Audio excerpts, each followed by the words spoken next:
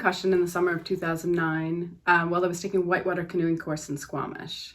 I was just coming back from lunch break and I'd noticed that the strap on my helmet was a little bit loose, so I crouched down and I took off my helmet to tighten the strap. And just at that moment, my instructor picked up his whitewater canoe to heft it up over his head.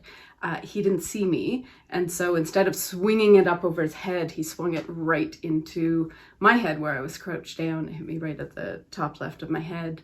And it hurt a lot, but I didn't pass out. And I got back in the river and I got back in the canoe and I kept going. And it wasn't until half an hour later that I went into shock.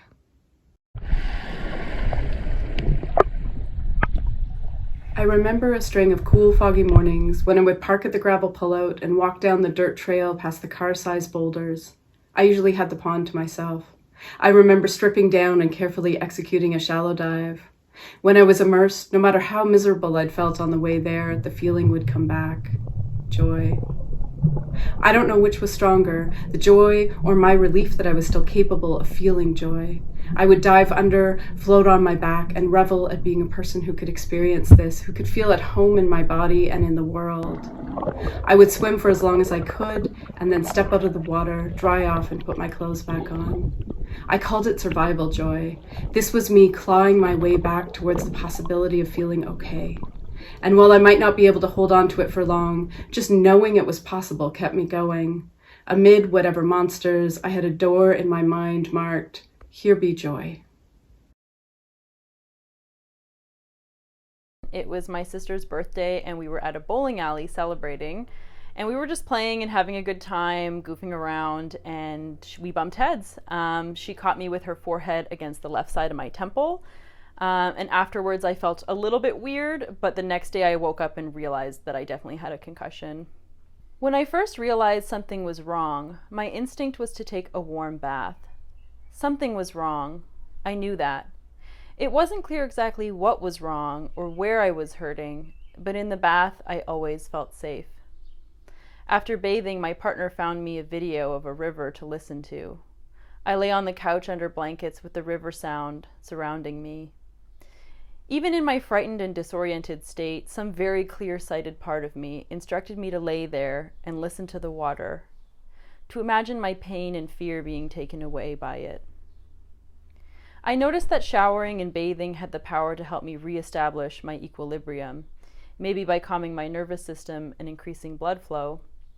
Washing my hair was a comfort against the painful and recurring headaches I was experiencing.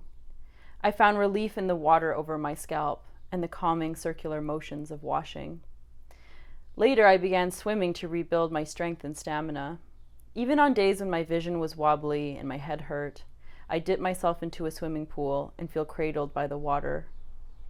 I'd always enjoyed swimming as a child for the sense of ease and weightlessness it gave me. But swimming was also one of the many things I denied myself in adulthood.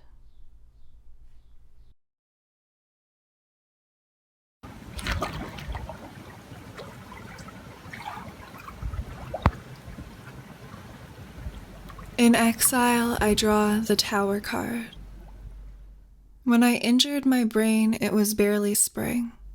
Now it is mid-October, and getting up at 11 is a big accomplishment. Last month, I counted the 500 extra hours I've spent sleeping in this new state where sunlight augurs pain. I lose simple thoughts before I can finish them and feel lonely without my mind. I'm always asking whoever I'm talking to, what was I saying? When everyone went back to school, I stayed home, stopped having goals, stopped dreaming of putting my body in a body of water. I tried to edit what I wrote and was bad at it. The kind of bad trying harder can't fix. I felt useless and alive. I watched the doctor type prognosis unknown and let hope ghost me.